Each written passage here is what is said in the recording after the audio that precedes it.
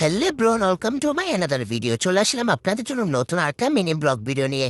আজকের এই ব্লগ ভিডিওটা হচ্ছে আমার জামাই বাতা স্পেশাল।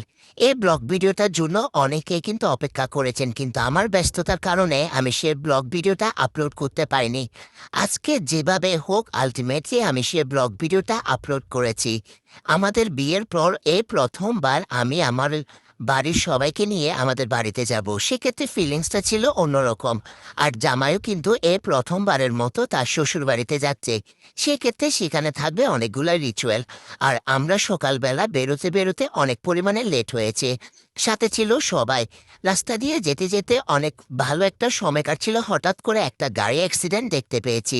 আর কিছুক্ষণ হলে এটা কিন্তু মারাত্মক একটা অ্যাক্সিডেন্ট হয়ে যেত। ভগবান যাতে সবাইকে রক্ষা করে। এভাবেই আমরা গল্প করতে করতে আমরা বাড়িতে চলে আসলাম। বাড়িতে চলে আসার পরে যেহেতু বাড়ির প্রথম বড় জামাই বলে কথা, সেক্ষেত্রে স্পেশাল বরণ তো হবে। আর সাথে ছিল টাকা নিয়ে কাড়াকাড়ি, এগুলো যদি না থাকে তাহলে সে বরণটা কিন্তু মজাদার হবে না।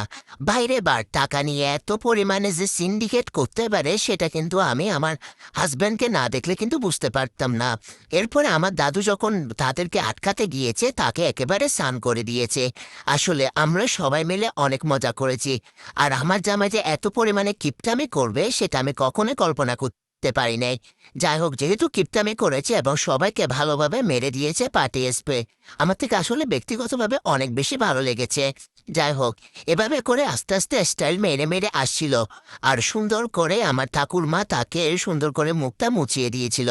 এভাবে করে আজকের এই ব্লগটা শেষ করেছি।